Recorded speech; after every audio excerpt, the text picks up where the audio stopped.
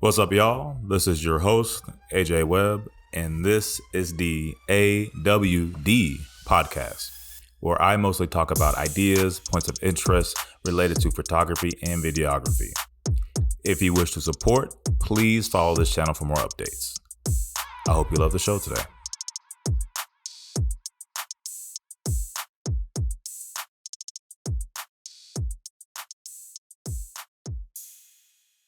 What's up, and welcome back to today's show. Now, here's the topic: capturing in-game footage and how it shares a similar approach to real-world photography, such as composition, lighting, framing, such as that. So, our guest on this episode is a co-founder of a strategic design studio, graphic designer, and a self-made photographer based out of São Paulo, Leonardo Singh. Leo, glad to have you on. How you feeling today, man? Oh, struggling over here. Oh, how you mean? Well, pandemic is far from over down here. Gotcha. Bit in a bit of a political unrest as well. So. Yeah, it's definitely different over here in the States, especially Texas. That's where I'm at right now, and Texas is it's pretty much an open door at this point. Yeah, most of my friends over in North America are already vaccinated and all. Yeah. We're lagging behind, but it's fine. Hey, I'm glad you can make it today on the call. I really appreciate it. Thank you for the invite. Of course, man. Of course. Basically how it all started was we brought up COVID. Let's talk about COVID for a little bit. So got laid off and started playing Spider-Man. And playing Spider-Man, after a while, I realized I had a photo mode, and then one, being a gamer, and then two, being a photographer. I was like, oh, what is this? And then it just kind of just snowballed from there. And then after a while, I was thinking to myself, if I think this is cool, there are probably others out there that do this too. And that's how the whole thing started. Okay. I guess it's basically the starting point for everyone these days, just having the game and messing around the game. Oh, yeah. And then you find out photo mode. And honestly, it was one of those moments I was really just trying to nerd out about it. But then, at the same time, it's like, okay, how can I turn this into like a thing, right? Or at least how can I have more conversations about it? And that's what started. Okay. Love the idea. So, started off. So you live in Brazil, correct? I live in Brazil. I was born in Brazil and raised in Brazil. Okay. So with that, doing some more research, I went to your website and you started off with a Nikon camera? Yeah. Yeah. I started with a Nikon FA, bought it from a friend in 2009. And it was my first contact with my own camera for myself. Before that, I would just use my parents' camera, mess around with them, but it wasn't exactly mine. Oh, okay. And with the FA, it was like my money, my initiative, my curiosity. I barely know anything about the concepts of photography studies, techniques, the numbers, etc. Mm. And since I began with film, it was the purest analog form of it. So kind of started from that. I had to take time to take my shots. I had to think about them. Film was already a bit expensive at that time. Less than now, probably. Right. And so it was this little by little experiment, starting with film. It was fun, difficult to do it now. I still love it. Okay. And I guess, so with that, so we started off with a Nikon, and same thing for me. I started off with a Nikon D3300, and I still have it, honestly. It still comes in uses a lot. And I recently just got a Panasonic. But so with that, so you started off with photography, and then you got into photo mode. So with that, what was your first experience diving in photo mode? What game was that? First experience, probably GTA 4. So that's a good Grand game. Theft Auto, Grand Theft Auto is an open world, simulates a city. So how do I say it? The elements are there, familiar elements. Yeah. Buildings, streets, people, cars, trees, things from city. Mm-hmm.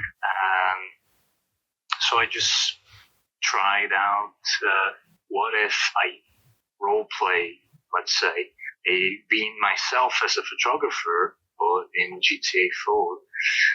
GTA 4 is all about chases, car robbery, Grand Theft Autos, shooting, explosions, guns. All of it. All of it. And I thought to myself, maybe, well, why not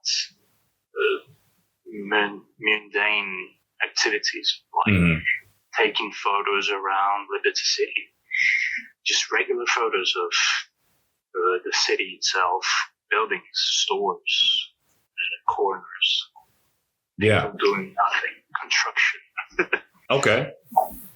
And then so from there, I guess, so how, because I didn't know there was a photo mode, or I guess my question was that, were you just recording the screen, or was it actually a feature in the game itself? No, I don't think it was no, we didn't have a photo mode, but the character did have, like, he could access his phone, but it was very, well, the concepts of mobile phones were different back then. Yeah. You did have a little camera, but it was your basic camera with the UI. I would just use that and crop out the information, the UI. Or I would just do the wall hugging technique using third-person games where we don't have any tools. In third person, your camera is kind of floating in the air. Right. And if you hug a wall, the camera doesn't have a choice than to stick to the wall and sometimes transpose the character or face through the character. So the character disappears and you have a clean image in front of you. So we would have to use all those tricks back then because we didn't have photo modes, we barely had any tools. It was doing with the tools we had. Right. I mean, but at the end of the day, I mean, from what I've seen, from what I've seen of your portfolio, you made great work with the tools you had, and it's one of those moments where I feel like how you just explained your experience versus now, it's almost like a cheat code versus what we have now. It's super convenient. Yeah, a lot easier. And I'm still, even for myself, I'm still exploring. I found there was somebody who made an article, the list of games that have photo modes. I'm not trying to do every single game that has photo mode. That would be way too much. But there are certain games that I like, and so like for action oriented, not necessarily first person shooters, but like action adventure is more my speed. So like Spider-Man, Ghost of Tsushima, I probably butchered the name, and like Horizon Zero Dawn. I don't have that game, but it's on my list. And a few others as well. So I like action, and I like to include that within my photography. And then so I like to extend that with my virtual gaming and virtual photography as well. And for your style of photography, how does that help when it comes to video games, right? You with the game genres I like with my work or my... Right. So, I see what you're saying. So I guess I'll two parts. So so two parts. So, with your style of photography, does that influence what games you play or which games you do for virtual photography mode into? Basically, I have more difficulty when I have landscape-based games. Let's say Horizon Zero Dawn, for example. Horizon, a more urban environment. It's easier. I see these elements all day. I'm used to photograph within those environments. Right. So yeah, then the knowledge and experience I have in the real world do translate to video games. However, it does happen the opposite way. For example, racing games, motorsports. Mm. It's not easy to get into motorsport photography. It's expensive. Racing, it's for rich people. Yes. It's impossible. And cars are expensive. Mm-hmm. So, I play around with project cars, Assetto Corsa, and Forza Horizon, etc. Yeah. Shooting a lot of cars, automotive photography. I get a lot of inspiration from Larry Chen and other automotive photographers. Mm-hmm. But in real life, I've never shot cars. Really? No. I mean, just everyday car stuff, but never, and I never did a car photo shoot. Okay, I gotcha. A racing circuit to shoot racing moving cars. But one day, a friend of mine invited me to shoot his car, a Mercedes 190E. And I was like, hey, yeah, we can do that. I think I have the knowledge to get the best angle from vehicles. And kind of did. I did think about how I would compose that in video games, because that's how I started learning, quote unquote, automotive photography. And it did fairly translate pretty well. Cool. And something you mentioned just now, and which is why I like photo mode or virtual photography a lot, is that the same rules apply at the end of the day. And, we're photographers, in the real world, we're both photographers. And then once you get into the virtual world, roaming around or swinging around or driving around or whatever else you're doing in the game, there's a point in time something catches your eye. And then how do you compose the image? How do I get the best angle? Kind of change my lighting, so on and so forth. And then I think that's what makes, for me, myself, and I think the same for you, which makes this medium a great playground. Honestly, I think, especially with different video games, because different games have some games have a more fleshed out feature for the photo mode. Some have a more limited option. So it's almost like getting a different camera from Nikon, Canon, whatever case may be. Yes. When you play a different game, it's like, oh, there's different rules to how I can do this. And certain limitations or extra tools. Right. Yeah, the example of having a different camera all the time is perfect. I think one of the examples, photo mode examples, is NVIDIA's NVIDIA Anso. NVIDIA Anso is a fairly old photo mode. I think it kind of kickstarted the whole photo mode inclusion. So before, this was around 2016. 2016, 2015. Most games didn't have photo mode, so NVIDIA put this in-house camera mode. It was very basic. You have just FOV sliders, some filters, but it was the most, the basic parts. Pause the game, move the camera around, and control the FOV. And you had the same rules and UI for a multitude of games. So that would be having the same tool all the time. And that's actually easier because every time I would get in the game, I would have Anso already, and I know how to use Anso anyway. The tools make the difference, but we can, find ways every time. Right. It's all about your own creativity and your own experience and how you can use these tools, right? Yeah. So I think this is awesome. It's funny how we're both really like talking about video games and photography. This is a cool conversation. So I appreciate it. Plus, just like the car example, the video game environment, the virtual environment, is a great place to practice as well. I totally agree because I mean, once again, speaking about on COVID, there's, especially from 2020 of February to about April, May was like hardcore quarantine, didn't go outside, so on and so forth. And where I was at, there was, parks and things like that, but I like having models. I like having people in my shots, not necessarily landscapes, like you said. And so, I did that a few times, got bored. And then once, going back to the Spider-Man game and discovering that, it's like, oh, I can still practice. I can still figure some things out. And then now I have a model. It's a virtual model, but now I can figure out different angles. And because it is open world now, I can do some ridiculous things I can't do in real life. So this opens it up completely.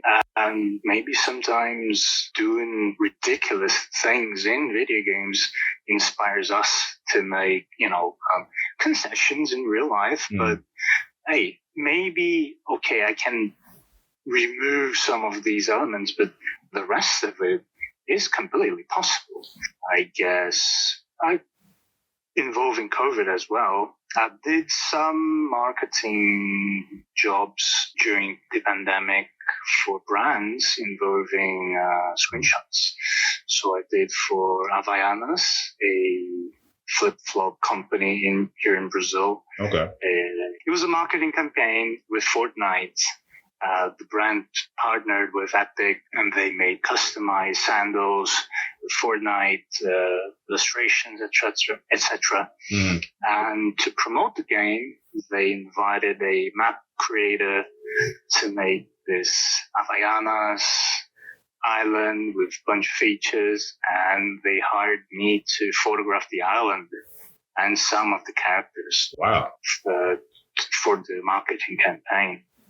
So I've asked the map maker and some people to perform as models for me, mostly because they had all the emotes and etc. and I didn't have any of them. So basically we would, schedule a session, usually just me and 2 or 3 people maximum. Usually it was 2 though. So they would dress their skin used for this tropical island, and I would pose them, ask them to do the animations or whatever, and we would do this in multiple locations, and then I would just shoot the replay mode. Okay. The process is basically setting up a photo shoot. Yeah. Lighting was important, so we would choose, I don't know, we need 4 p.m. lighting for this. So the map creator would just, 4 p.m. Yeah. Boop, boop. Okay, we have 4 p.m. lighting. That's cool. We need it to be nighttime. Boop, boop, boop, boop. It's done. In indoor areas, we didn't have direct sunlight, so the lighting would be kind of iffy. So we would add artificial lights, spotlights. Right. Just, so it was just basically a process of creating a film set or a photo shoot set. I got you. I mean, it sounds like a really cool experience. And so with that, it sounds like, so with that campaign, so you've also done other projects or other campaigns similar to this, right? Yeah. And so with campaigns, and then from just doing my just online search campaigns, and also you've been featured in a few galleries as well. That too. Yeah.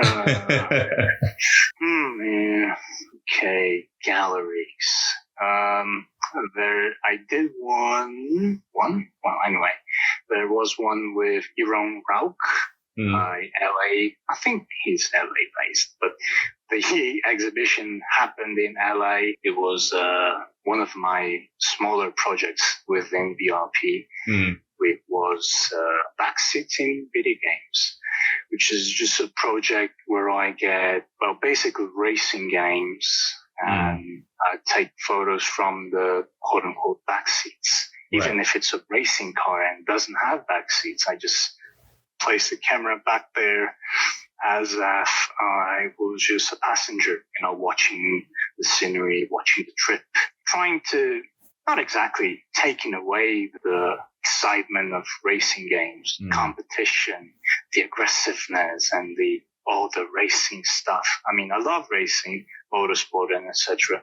But I wanted to see these games through a backseat perspective, responsibility-free perspective, I guess. Okay. So we just, it's a long, it's a continuous project, I think, with just like every project in VRP and VRP itself, it's a continuous experiment. And I think it was 2017 or 2018, LA. The name was Screenologies. Screenologies. And then that was the backseat project? Yeah, involving the backseat. So it was me and a bunch of other great artists as well. It was a small exhibition in a bar in LA. But recently we had a exhibition in Madrid and in Mexico recently. Okay. With Instituto Telefónica, basically a telecom company from Spain. Yes. An artist, Eurydice Cabañas, invited me for her project. She had not just me, but a bunch of other artists for this video game studies. And for my part, it was regarding stereotypes in video games. Either women, men, how video game culture depict them. And we went from the super stereotypical, like Tekken fighting girls or super masculine men in Mortal Kombat. But we also did find like Watch Dogs, for example, had, your regular pedestrians, and you had people of color. You had mostly in the Castro region in San Francisco.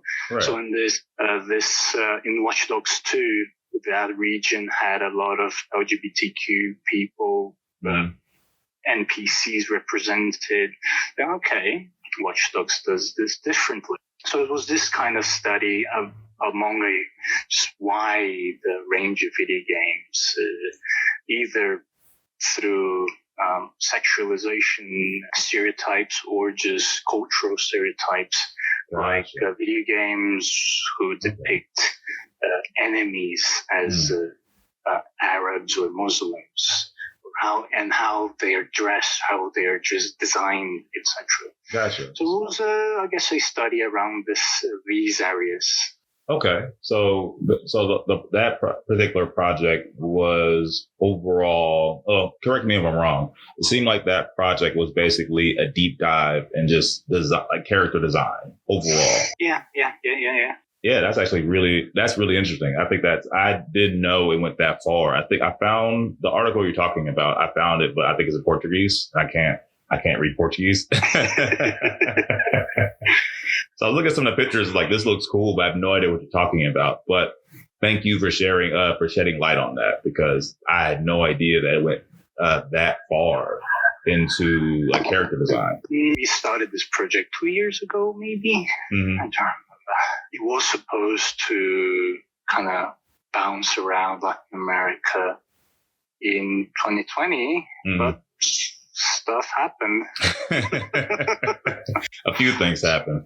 So my question is this, like, how did you get involved at that level? How did you, I guess, one, how did you find out about it? And then two, how did you get involved at that level to where you're doing campaigns and you're doing, character design projects, with that article that you mentioned earlier?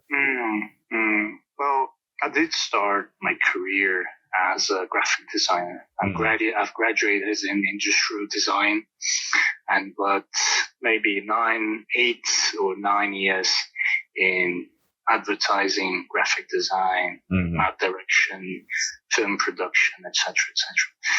So I do already have like a hold in the arts, creative industry. So I already had this background And then I started working with NVIDIA in 2016.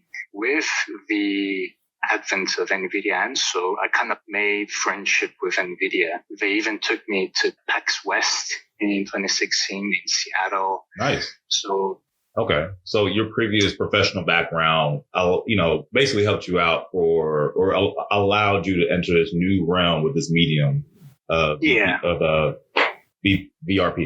What I see for VRP. It's basically just going to keep growing from here. I know other companies or other developers, for example, like Santa Monica Studios, people who did God of War, they did a photo mode contest. Same thing for Red Dead Redemption 2 and same thing for Horizon Zero Dawn. I think they had a photo mode contest. So I see this growing. And so with that, do you feel, is there more interest to have more people as virtual photographers in the coming future? Do you think that'll be an actual profession? Do you think that'll be a career at some point? Or what do you think that will be? Future. Well, I mean, certainly it's always a good thing to have more people, more communities. Virtual photography is a little bit inaccessible because it involves technological objects are costly, especially PC photography. Let's say PCs are expensive as hell these days. Are you PC, Xbox, or PlayStation? Which one are you? I'm a PC. I'm Sony over here, Team Sony.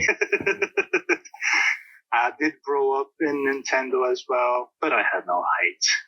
I'm a big Metal Gear Solid fan, even if I never played MGS.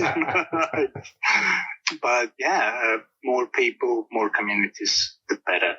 Because I don't think my style, like being a photographer, it's not a requirement for having fun with virtual photography photo modes.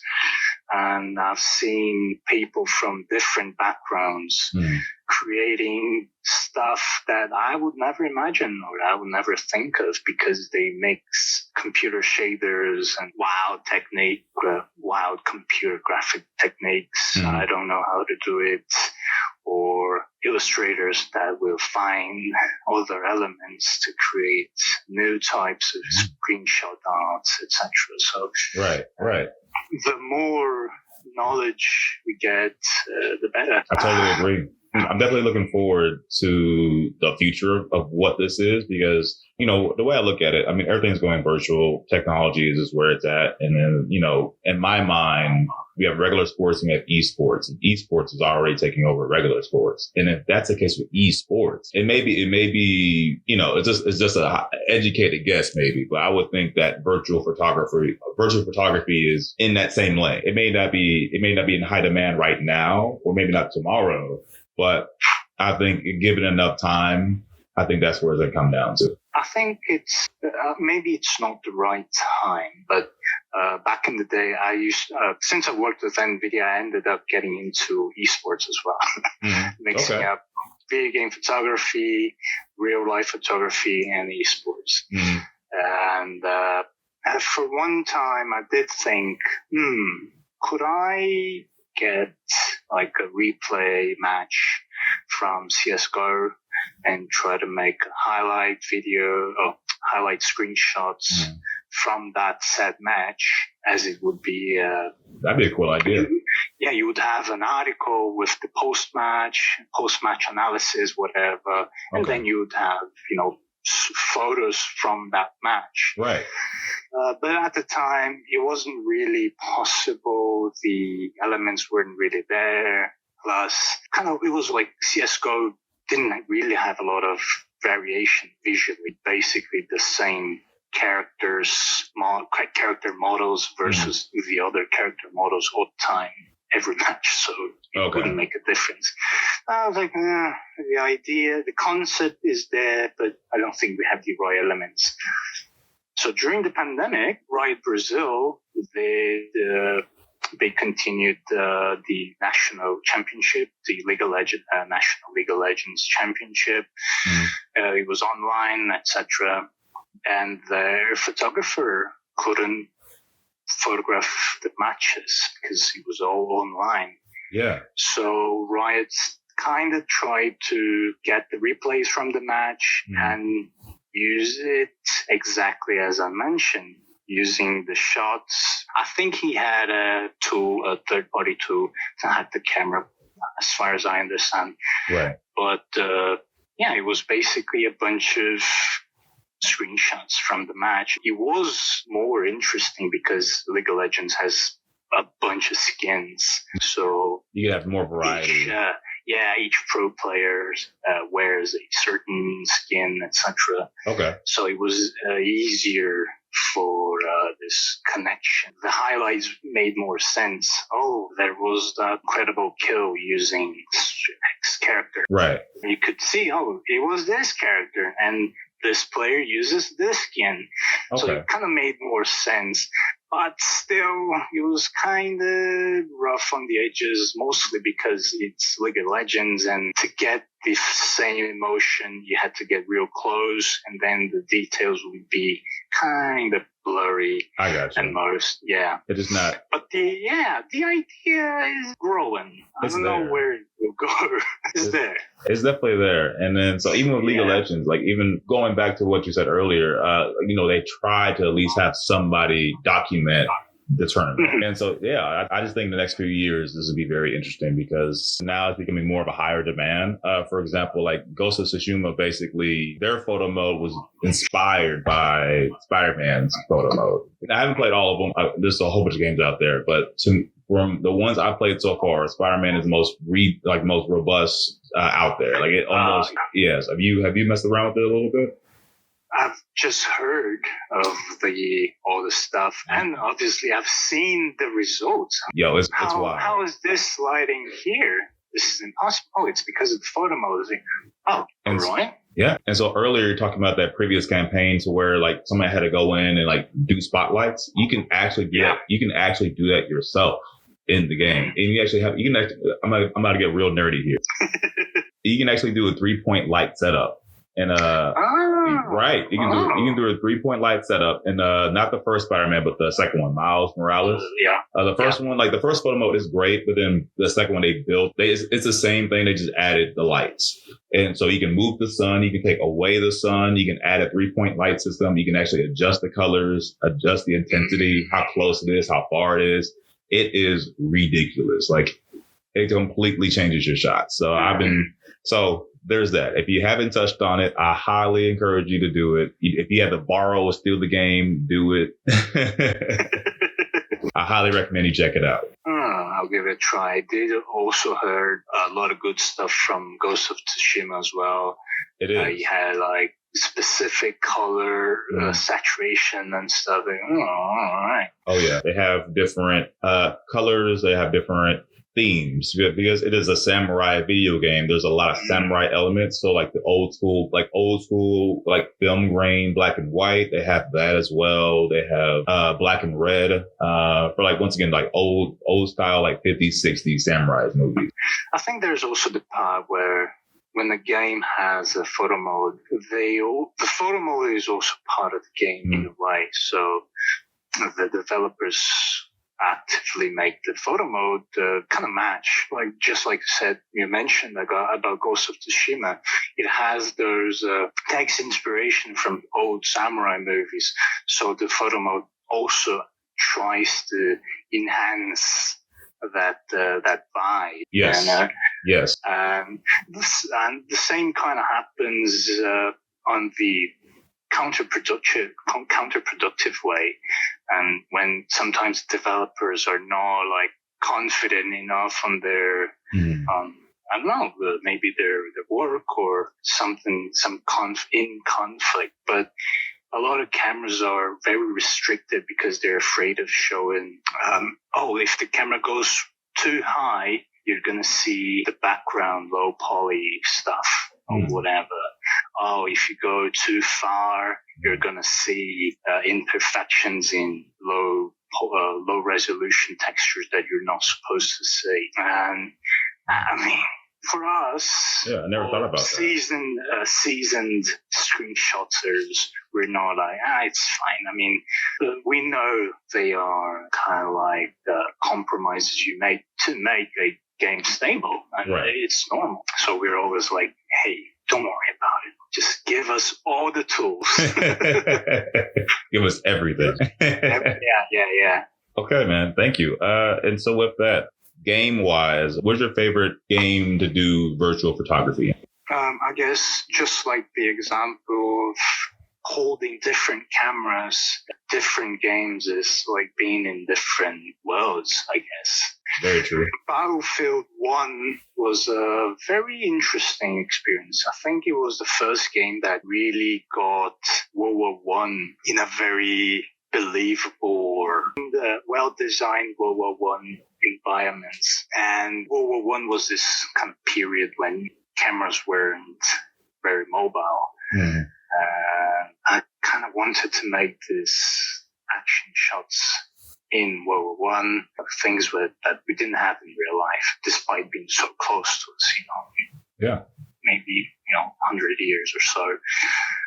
I guess the Battlefield games have a special place in my heart. Games and virtual photography. I got you. So maybe it's not so much a photography part. Maybe it's more on the gameplay part. In my project, enjoying the game is also like a vital part of the experience.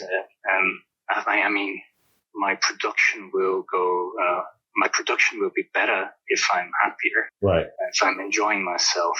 Oh, yeah. And a lot of, I guess, kind of like that, the first GTA 4 experience, most of my Battlefield shots are about not Battlefield. Trees, abandoned vehicles, houses in the middle of nowhere, trenches, stuff, things. So more landscape are we talking about? I guess so. I guess so, yeah. The not combat part of Battlefield, I guess. Okay. That's interesting. Me personally, I would do the combat. But at the end of the day, I think to challenge yourself, I think the route you took made sense as well, because if you're playing the game, doing the missions, you're doing the campaign. And then if you want to take time away from that in photo mode, then it would also make sense to not do the same thing you always do. Right? I guess it would be kind of like a day off and during combat. I gotcha. So is it first person shooters or just particularly Battlefield? I think Battlefield, yeah. I mean, like I've mentioned, it's a game I've played a lot since the first one. I think it was about the experience of going into empty servers and just walking hours alone on those big, large maps. Yeah, it is kind of crazy how much time you can spend taking photos. Like, it's crazy how I spent hours just doing photos. Like, are you the same way? Do you just look up and they're like, oh, I've been in for like 3-4 hours just taking videos, like taking photos? Depending on the game, it's either 50-50. 50% gameplay, 50% taking photos, or less than that. I mean, less gameplay and more photos. Yeah. In some games, I start some games and okay, this game looks good. The gameplay isn't very good, so I kind of give up on the game, gameplay entirely. I cheat, I use trainers, whatever, just to continue and take photos because the game looks good. Maybe it did happen. Cool, sometimes I play games while listening to either music or podcasts and take shots instead of playing. But yeah, it takes a lot of time. It does. I mean, I think it's wonderful because at the end of the day, at least coming from the background that we both share, as a real photographer, when you have to scout locations, you have to find your shot, right? And then how you do it in reality versus virtual reality, is different. It's just totally different. And that's not a downside. It's just that because of that, there's more time that needs to be spent in the game. Because in a real world, you can go around, you know what a city, you know wherever location you live. If you've been there long enough, you just kind of know where things are. But then the game is like, because once again, there's nothing, you've never been to the next stage or next level. It can be completely different from there. And then it's like, oh, and I'm in a whole different space. Let me explore this space. And so, yeah, sometimes with that can take time. So, yeah, I think with that, I think that comes down. This is one of the challenges to this virtual games, virtual photography, just understanding if it's not, especially if it's not an open world game, if it's like slightly more linear in a sense, then it can be a bit more challenging. Like, for example, like God of War. God of War is kind of open world, but you have to progress as you play the game. And then with that, it's like, oh, there's a whole new area. Let's check this place out. But then because of that, it takes more time. It's always a dilemma, especially with linear games, because the story's going on and the story's exciting. But if I stop now, I might, interrupt the flow of the story. But if I don't stop now, I'm never going to see this place again. What am I going to do? Right. So a dilemma. Damn. Hold on. I know you're in danger. I know your leg has fallen off, but let me just take a picture of this house real quick. there are times I fail missions on purpose just to get a shot. It's just like, I'm like, it's gonna, I got my save. Like, it's a video game. I'm going to come back. Like, I'll just die or whatever else, and then go on from there. Yep. And you mentioned about scouting locations and etc. Most of our work is talking business, scouting locations, doing invoices and doing paperwork and etc. And these activities takes time from creative time, let's say. And in video games, you don't have these restrictions. Let's say doing a photo shoot in the city and on an old building, you need paperwork from the government, you need permission from the mayor or whatever, etc. You have to look for these stuff. Oh, you can't fly a drone here because the airspace is controlled, whatever. Yeah. And in video games, you don't have to worry about it. You kind of have creative freedom-ish. You really can. And even within, going back earlier to a topic we touched on, even within, if the feature itself isn't as, robust or built out, whatever limitations it has, you can still make good use of it. Oh, yeah, for sure. If we want some image, we'll try everything to get that. Cool, man. Earlier we mentioned like projects. What has been your favorite project, and what is a project that you want to do in the future? Involving virtual photography? Let's do this. Let's do virtual and real photography. So favorite project or campaign, both virtual and real world photography. And then what will be a project you would love to work on? Same thing, both photography and virtual photography. Choosing a favorite thing is always difficult. There are favorites because of, you get favorite because of specific reasons. Or I guess whatever comes to mind, whatever first comes to mind. Yeah. I think one of my sub-projects from VRP, just like the back seats, it's the shoes one. Virtual shoes for virtual feet. Was that the name of my project? Sometimes I don't even remember mine. But either way, I always wanted to kind of like the Telefonica exhibition in Spain, studies, research, not using video game photography as kind of photography projects. Photography projects that are collections that have themes, etc. So virtual feet was kind of like that. A lot of times when I prepared my shot, I would lower my camera to the ground and then slowly rise just to get the idea from the ground perspective. Mm-hmm. And a lot of times I would just slam myself to the ground and look at the character's shoes. Mm-hmm. Okay, they have interesting shoes. So I decided, why don't I just collect all those shots? I just keep saying, oh, interesting shoes, and I never do anything about it. So I started collecting photographs of characters, NPCs, shoes or not shoes, or basically whatever they're wearing on their feet. And no matter how low poly your character is, if it's just a PNG on a stand, or maybe it's a video game that specifically takes importance on feet, right? Like soccer games or football games. Okay. The players' shoes are hyper detailed and they're exact models from Adidas or Nike, whoever, branded, and it's all the details.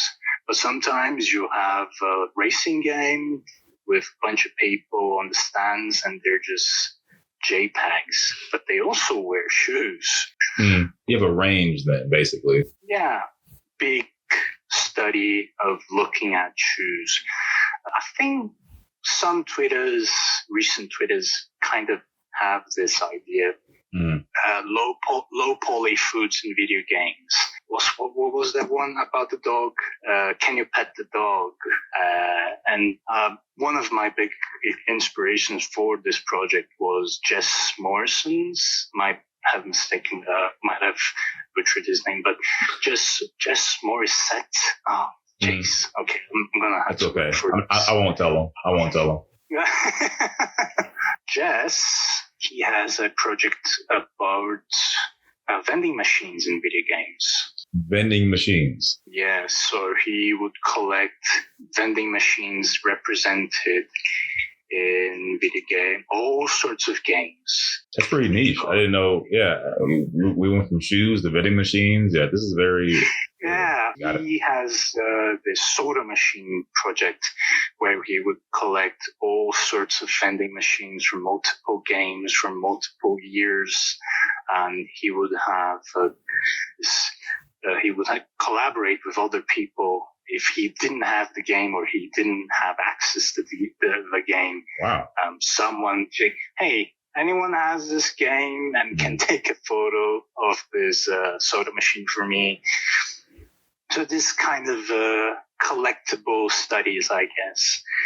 And I guess I love collecting stuff too. So yeah, it was kind of like a personal project. I love doing it. And again, continuous, experimental. Sometimes I update it, sometimes I don't. Yeah. And not sure about projects I would want to do in video game photography, mostly because I don't know what the future holds for us. I'll just see what happens and take whatever comes up. Okay. And real life photography. Well, I guess last year's 6 Invitational for Rainbow Six Siege. That's cool. We, as in the Brazilian team staff, Ubisoft staff, we all went to Montreal, photograph the tournament. Montreal is cold, and traveling is great whenever there isn't a big virus trying to kill us. Yeah, I hope, ideally. And I used to play Rainbow Six Siege as well. So plus I love all the staff and people who work there. Working with Rainbow Six is always fun. Projects I would like to do, probably next year's 6 Invitational when we can travel. Okay. Yeah, man. Yeah, we can come back to Montreal. Hopefully it was not so cold. Yeah, hopefully not. Hopefully, I would be okay with the cold if we can be there. I got you. Yeah, that makes sense. If he could at least be there, then yeah, that makes sense. Yeah. It's like cold, virus. Like, I'll take the cold. Yeah, I'll be fine with cold. Cool, man. All right. So I think that's all the questions I have for you today. So Leo, once again, man, thank you so much for joining me on this phone call, man. I really appreciate it. It was a great experience, like meeting you and talking to you for the first time. Thanks for having me, AJ. Always a pleasure to talk about it. Love talking about video game photos and photos. I got you, man. I got you. Yeah, just two dudes just talking about video games and photos, man.